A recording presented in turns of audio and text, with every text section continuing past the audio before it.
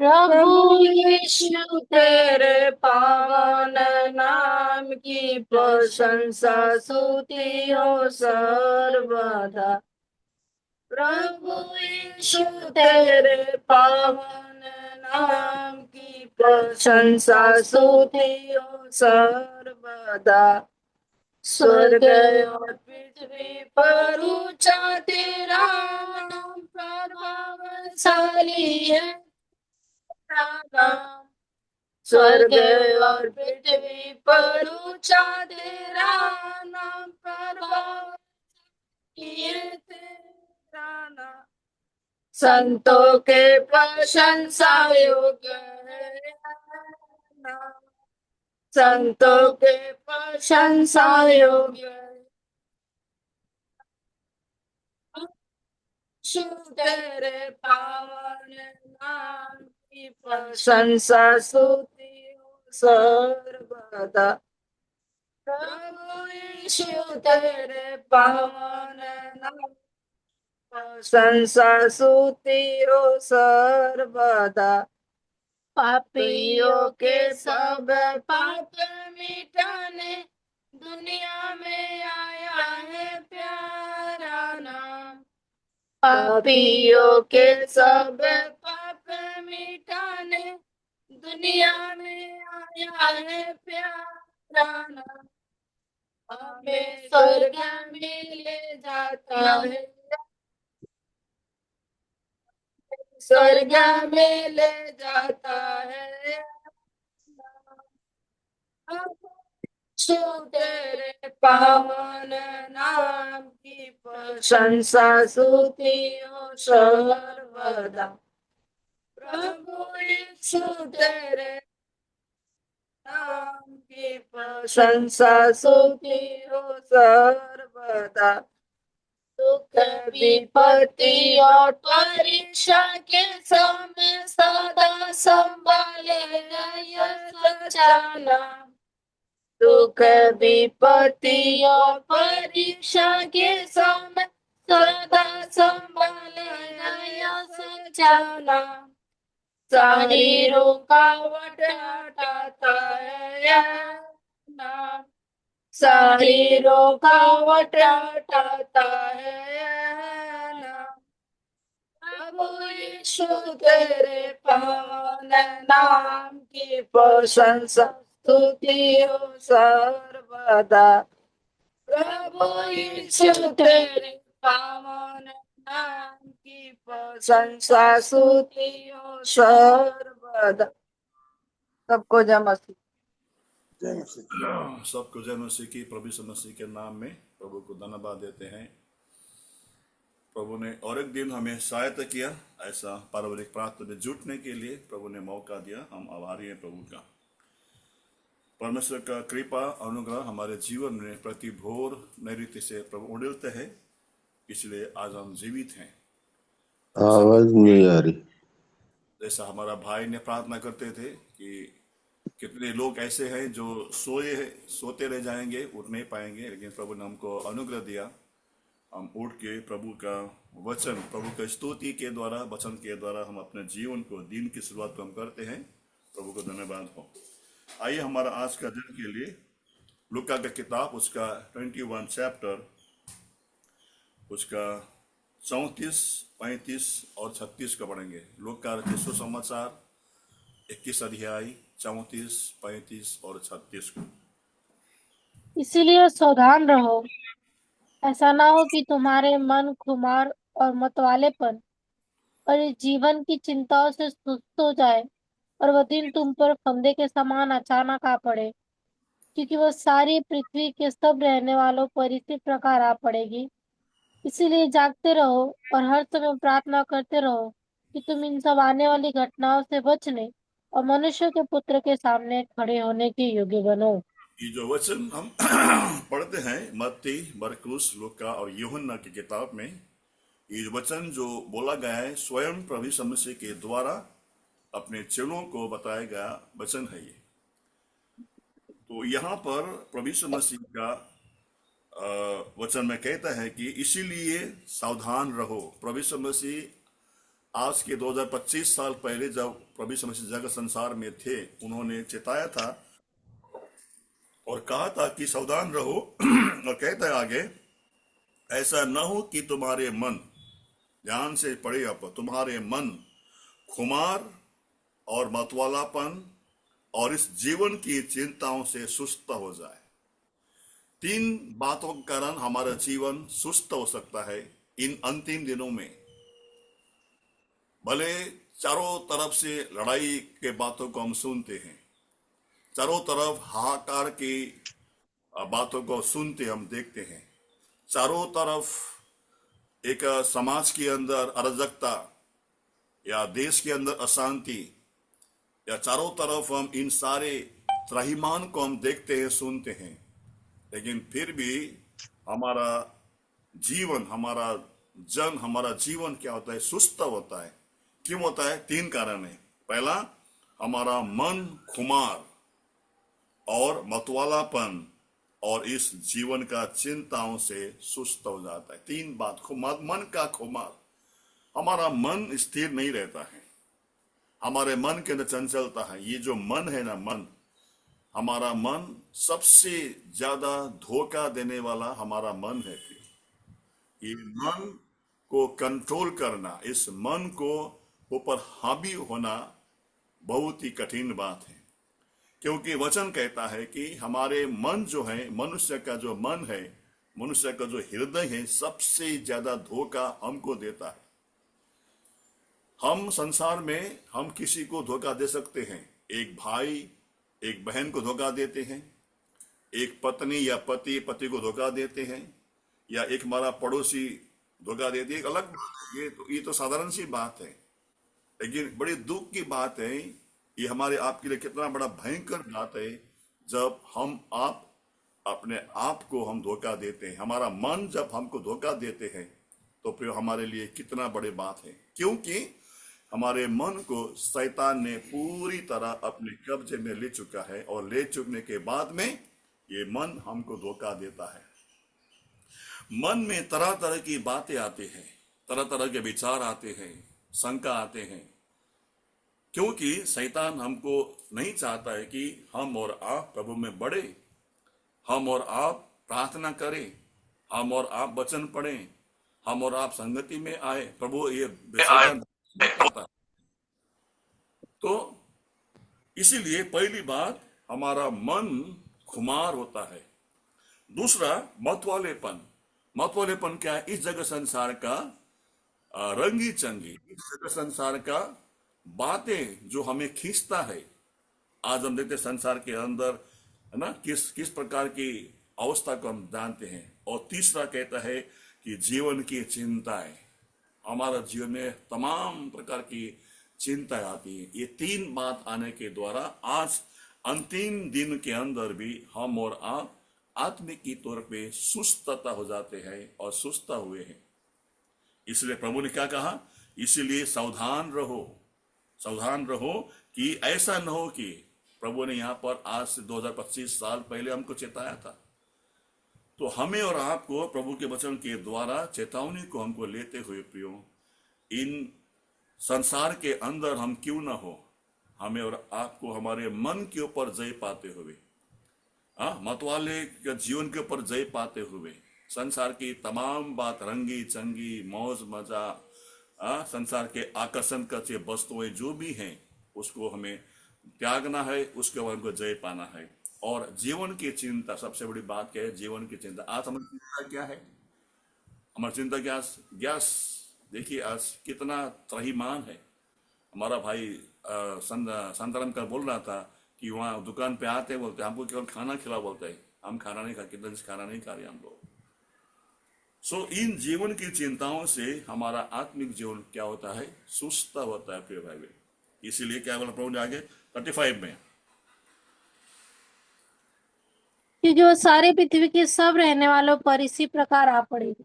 याद रखना प्रभु वचन में क्या कहा प्रभु यीशु मसीह ने? ये केवल हमारे महाराष्ट्र के अंदर सीमित नहीं रहेगा, हमारे देश के अंदर सीमित नहीं रहेगा। क्या बोलते हैं यहाँ पर? क्योंकि वह सारी पृथ्वी के रहने वालों को ऊपर इसी प्रकार आ पड़ेगी। केवल महाराष्ट्र में नहीं, केवल इंडिया में नहीं, पूरा विश्व के अंदर आज हालत को ऐसे हम देखते हैं प्रिय भाई। और ये बात प्रभु यीशु मसीह ने आज के 2025 साल पहले जब वे संसार में थे उन्होंने कहा था। इसीलिए अभी क्या बोलता है 36 में, इसलिए जागते रहो और हर समय प्रार्थना करते रहो कि तुम इन सब आने वाली घटनाओं से बचने और मनुष्य के पुत्र के सामने खड़े होने के योग्य बनो। प्रभु ने कहा कि इसीलिए जागते रहो और इसलिए जागते रहो और हर समय प्रार्थना करते रहो, तुम इन सब आने वाली घटनाओं से बचने के लिए, और दूसरी बात मनुष्य के पुत्र के सामने खड़े होने का योग्य बनना है। आज मेरा मन के अंदर बोझ प्रभु ने दिया है कि प्रभु यीशु मसीह के सामने कौन खड़ा रह सकता है। देखिए यहाँ पर पढ़ेंगे प्रकाशित वाक्य की किताब, उसका प्रकाशित वाक्य की किताब, वहां पर देखिए 7 अध्याय में होगा, 7 अध्याय उसका 13 वचन। इस पर प्राचीनों में से एक ने मुझसे कहा, ये श्वेत वस्त्र पहने हुए कौन है और कहाँ से आए हैं? ये श्वेत वस्त्र पहने हुए कौन है, कहां से आए हैं? मेरा मन में प्रभु ने बोझ दिया है कि कौन परमेश्वर के सामने खड़ा रह सकता है। इसीलिए जागते रहो, प्रार्थना करते रहो, आने वाली घटनाओं से बचने के लिए और मनुष्य के पुत्र के सामने खड़ा होने का योग्य बनो। हमें और आपको परमेश्वर के सामने खड़े होने का योग्य बनना है प्रियो। संसार में समस्या तो है, लेकिन हमारा सबसे बड़ा चुनौती हमारे लिए क्या है? हम और आप, हमारा प्रभु यीशु मसीह परमेश्वर आने वाले हैं, उसके सामने खड़े होने का योग्य बनना है। यहाँ पर पूछता है स्वर्गदूत, ये कौन है जो खड़ा हुआ यहाँ पर? कौन परमेश्वर के सामने खड़ा रह सकता है? पहली बात, भजन संहिता 24 अध्याय उसका 3 वचन। भजन संहिता 24 अध्याय उसका 3 वचन। यहोवा के पर्वत पर कौन चढ़ सकता है और उसके पवित्र स्थान में कौन खड़ा हो सकता है? यहोवा के पर्वत पर कौन चढ़ सकता है? यहाँ पर भजन करता अपने आप से पूछता है परमेश्वर के, यहोवा के पर्वत पर कौन चढ़ सकता है और उसके निवास में कौन खड़ा रह सकता है? आज हमारे लिए भी अपने आप को प्रश्न करना पियो। परमेश्वर प्रभु यीशु मसीह संसार में जल्दी आने वाला है और प्रभु ने कहा कि इसीलिए जागते रहो और प्रार्थना करते रहो कि आने वाली घटनाओं से बचने के लिए और मनुष्य के पुत्र प्रभु यीशु मसीह के सामने खड़े होने का योग्य बनना है हमको। यहाँ पर कहता है यहोवा के पर्वत पर कौन चढ़ सकता है, यानी कि परमेश्वर के सामने, परमेश्वर की भवन में कौन खड़ा रह सकता है? कौन खड़ा रह सकता है? देखिए पढ़ेंगे उसको वचन 4 पद में। जिसके काम निर्दोष और हृदय शुद्ध है, जिसने अपने मन को व्यर्थ बात की ओर नहीं लगाया और न कपट से शपथ खाई है। क्या है? कौन व्यक्ति खड़ा रह सकता है? पहला, जिसका काम निर्दोष हो। ये अपने आप को जांचने का समय है प्रियो। हमें किसी को नहीं जांचना है। हम बहुत बार हम दूसरे को जांचते हैं। परमेश्वर के सामने खड़े होने का योग्य बनने के लिए पहले अपने आप को जानना है कि क्या मेरा काम निर्दोष है? जो मैं काम करता हूं, कोई भी काम क्यों ना करता हूं, मैं जो काम मैं करता हूं वो काम क्या मेरा निर्दोष काम है क्या मेरा? दूसरा बात, हमारा हृदय शुद्ध है क्या नहीं है? अगर हमारा हृदय शुद्ध नहीं है, हमारा काम निर्दोषता में नहीं है प्रियो, तो परमेश्वर के सामने खड़ा हम और आप नहीं रह सकते हैं। हमारा जो काम मैं करता हूं वो काम मेरा निर्दोष होना चाहिए। कोई भी मेरे काम के ऊपर दोष लगाना नहीं चाहिए या लगा नहीं सकना चाहिए। मेरा काम निर्दोष होना चाहिए।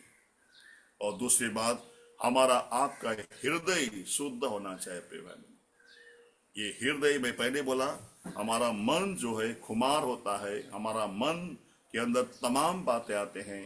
ये हृदय को प्रभु यीशु मसीह के लहू से शुद्ध किया गया है। लेकिन हम और आप क्या है, संसार में, शरीर में इसको हम अशुद्धता हम कर देते हैं।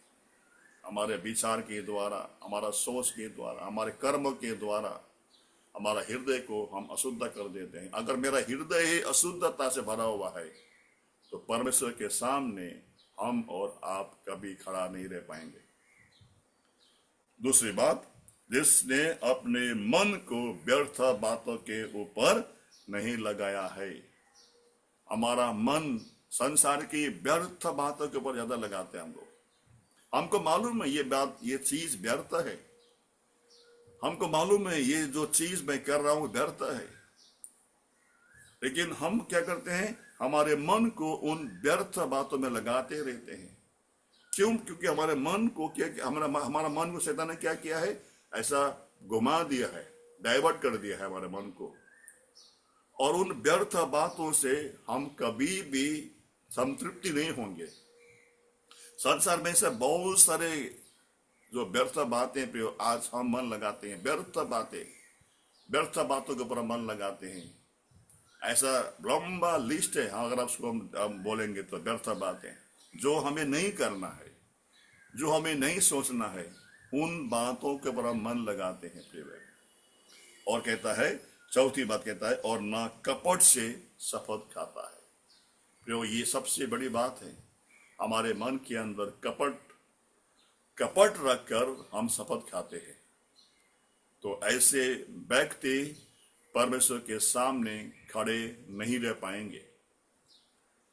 इसीलिए और इन्हीं बातों के ऊपर हमको जय पाते हुए, इन्हीं बातों को हम छोड़ते हुए, इसमें हम पवित्रता बनते हुए धीरे धीरे हमें और आपको प्रभु के सामने खड़े होने का योग्य बनना है। अभी भी समय है, प्रभु ने अभी भी हमें समय दे रहा है प्रिय भाइयों, इन बातों के ऊपर जय पाने के लिए, इन बातों के ऊपर हमें जय पाते हुए प्रभु के सामने खड़े होने का योग्य बनने के लिए प्रभु हमको समय दे रहा है।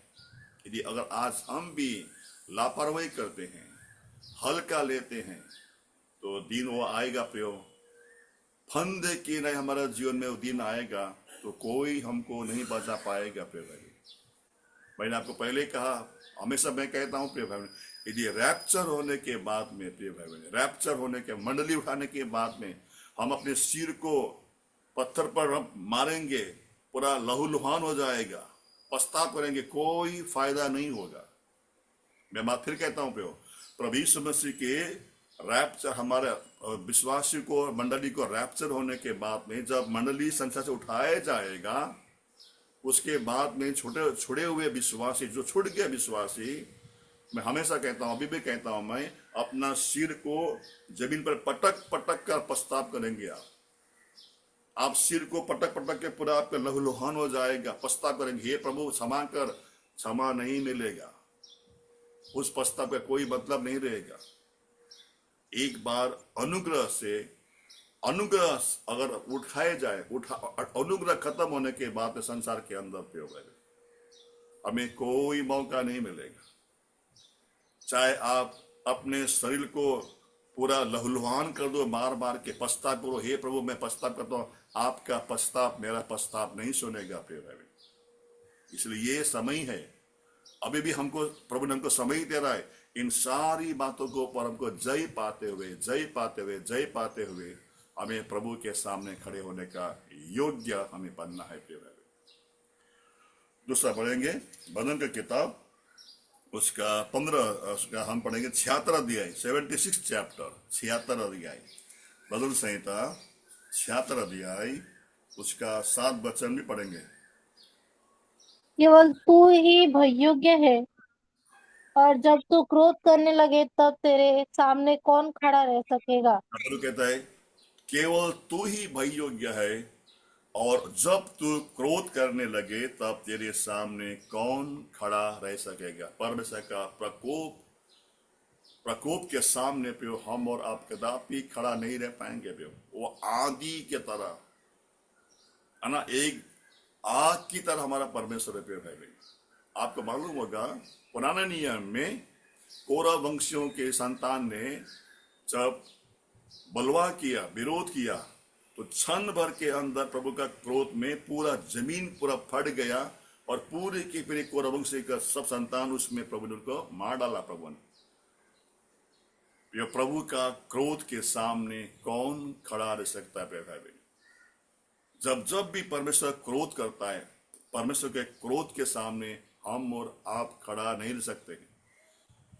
हम कौन है? हम तो चिट्टी के समान है, मूंगी के समान है। हम तो ये तुलना कीजिए अपने आप को एक जमीन पर खड़ा कीजिए और नीचे चिट्टी जो मूंगी चलते हैं ना, उसको देखिए आप, वो क्या है हमारे सामने। उसका कोई गिनती है? उसका कोई मूल्य है? चिट्टी क्या हमारे सामने नहीं है प्रिय। उसी तरह अपने आप को कल्पना कीजिए, हम और आप वो रेखते हुए चिट्टी के समान है, मूंगी के समान है प्रिय। हम कौन है? कोई भी नहीं, हम तो मिट्टी है, धूल है प्रिय। इस बात को हमको समझना है। एक इंसान जब खड़ा होता है, जो जमीन पे रेंगने वाले चिट्टी मूंगी को कोई ध्यान नहीं रहता, उसका कोई योग्यता नहीं, कोई मूल्य नहीं है, कोई मोल नहीं है। उसी तरह हमारा आपका जीवन भी है प्रिय भाई बहन। एक चिट्टी के समान, मूंगी के समान हमारा जीवन है। ये प्रभु का कृपा है, अनुग्रह है। आज भी हमको प्रभु मौका देता है प्रभु के सामने खड़ा होने का, योग्य बनने के लिए। इसलिए हमें क्या करना है? योग्य बनना है। परमेश्वर के क्रोध के सामने कौन खड़ा रह सकता है? तीसरी बात, भजन संहिता 130 अध्याय उनका 3 वचन।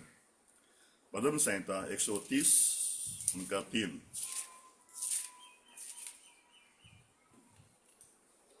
हे यार, यदि तू अधर्म के कामों का लेखा ले, तो हे प्रभु कौन खड़ा रह सकेगा। तो प्रियो, यहाँ पर भजन करता कहता है, हे यहोवा, अगर तू मेरा अधर्म का काम का लेखा लेगा ना, हम कदापि उसके सामने खड़ा नहीं रह सकते। कौन खड़ा रह सकता है? इसलिए उसको थोड़ा सा हम देखेंगे, फिर हम लोग अब प्रार्थना करेंगे। 15 अध्याय में आएंगे, भजन का संहिता की किताब 15 अध्याय, 15 अध्याय 1 पढ़ेंगे पहला। हे परमेश्वर, तेरे तंबू में कौन रहेगा, तेरे पवित्र पर्वत पर कौन बसने पाएगा। हे परमेश्वर, तेरा तंबू में कौन रहेगा और तेरा पर्वत पर कौन बसने पाएगा? कौन? यहाँ पर भी सवाल करता है। उत्तर क्या है? वचन 2 पद में पढ़ेंगे पहला। वह जो खराई से चलता और धर्म के काम करता और हृदय से सच बोलता है। ये प्रभु का वचन स्पष्ट, एक पारदर्शिता स्पष्ट रूप से यहाँ पर है। इसमें कोई समझाने की बात ही नहीं है। परमेश्वर के पर्वत पर, परमेश्वर के भवन पर कौन बस सकता है? वो व्यक्ति जो खराई से चलता है और दूसरा धर्म के काम करता है, अपना हृदय से सच बोलता है। ये हृदय से हमने क्या देखा? पहला, हमारा हृदय से हमको सच बोलना चाहिए। 3 बातें हैं। आगे बढ़ेंगे वचन 3 पद में। 3 पद, 15 का 3। जो अपनी जीभ से निंदा नहीं करता और न अपने मित्र की बुराई करता और न अपने पड़ोसी की निंदा सुनता है। यहाँ पर 3 बात है। यहाँ पर भी पहला 3 बात क्या पढ़ा हमने? खराई से चलता है, धर्म के काम करता है और हृदय से सच बोलता है। और 3 पद में 3 बात है। अपने जीभ से निंदा नहीं करता। ये जीभ है ना, निंदा बहुत करते हैं हम लोग। फलना ऐसा, ढिसकाना ऐसा, ओ बहन ऐसा, ओ बहन वैसी, ओ भाई वैसा। प्रियो, ये बात को हमें जानना है कि जीभ से निंदा करने वाला व्यक्ति प्रभु के सामने खड़ा नहीं रह सकता है। और चौथा, 5वां, और अपने मित्र की बुराई करता है। मित्र की बुराई करने वाला व्यक्ति परमेश्वर के सामने खड़ा नहीं रह सकता है। हम अपने मित्र की, है ना, बहुत बुराई करते हैं। और अपने पड़ोसी का निंदा, क्या लिखा है यहाँ पर शुभम? सुनता है। हाँ, बोलने वाला नहीं है, सुनने वाला भी पाप है, याद रखना। अपने पड़ोसी का निंदा करना तो दूर की बात है, निंदा को हम सुनते भी है ना। अगर कोई भाई कोई बहन आपके कान पे आकर निंदा करता है ना, उसको नहीं सुनना प्रिय भाई बहन, याद रखना।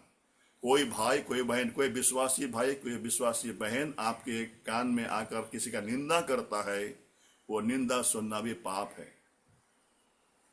करने के दूर की बात है। इसलिए हमेशा याद रखना, कोई भाई कोई बहन आके निंदा करता है किसी का आपके कान में आकर, वो सुनना भी नहीं है, वो पाप है। ये हो गया 6 हो गया। आगे वचन 4 पद में, वह किसी दृष्टि वह जिसकी दृष्टि में निकम्मा मनुष्य तुच्छ है, और जो यहोवा के डरवैयों का आदर करता है, जो शपथ खाकर बदलता नहीं, चाहे हानि उठानी पड़े। और यहाँ पर 3 बात और है। यहाँ पर क्या है? 3 बात है। जो जिसकी दृष्टि निकम्मा मनुष्य तुच्छ है, जो मनुष्य निकम्मा, ये बहुत दुष्ट है, ये बहुत मूर्ख है, ये बहुत ही बहुत बेकार इंसान है, उसको संगति से हमको अलग रहना है ना। और आगे, जो यहोवा के डरेवों का आदर, और जो प्रभु का डर भय मानने वाला विश्वासियों का आदर करता है। आगे, और जो शपथ खाकर बदलता नहीं है, जो आपने बोला मैं आऊंगा तो आऊंगा, कोई बहाना नहीं चाहिए, जो मैंने कहा वो मुझे पूरा करना है, वैसा व्यक्ति प्रभु के सामने खड़ा रह सकता है। आगे, और वचन 5 पद में, जो अपना रुपया ब्याज पर नहीं देता और निर्दोष की हानि करने के लिए घूस नहीं लेता, हाँ, जो कोई ऐसी चाल चलता है वो कभी ना डगमगाएगा। यह 3 बात और है यहाँ पर। क्या बात है? जो अपने रुपया को ब्याज पर नहीं देता। प्रियो, याद है ना विश्वासियों के लिए बात, जो विश्वासी अपने पैसा ब्याज में देता है, वो विश्वासी कभी प्रभु के सामने खड़ा नहीं रह पाएगा। ये बात मैं फिर कहता हूं, आपको सुन लीजिए। जो विश्वासी ब्याज पर पैसा देता है, वो विश्वासी प्रभु के सामने कभी खड़ा नहीं रह पाएगा। कभी किसी से ब्याज नहीं लेना, कभी किसी से ब्याज नहीं लेना प्रिय भाई बहन। दूसरा, और निर्दोष की हानि करने के लिए घूस नहीं लेना, घूस कभी नहीं लेना। ऐसे विश्वासी, ऐसे प्रभु के जन प्रभु के सामने खड़ा हो सकता है प्रिय भाई बहन। इसलिए प्रभु हमको सहायता करे इन अंतिम दिनों के अंदर, इन अंतिम दिनों के अंदर प्रभु हमको इन बातों को जो हमने पढ़ा, भजन संहिता 24 का 3 में, 76 का 7 में, 130 का 3 के अंदर, और 15 अध्याय का 1 से लेकर पूरा 15 अध्याय, इन बातों के पर जय पाने के लिए प्रभु हमको सहायता करे, क्योंकि प्रभु का आगमन बहुत ही निकट है। प्रभु सहायता करे। आइए हम प्रार्थना करेंगे। हमारा बहन सिंधु प्रार्थना कीजिए।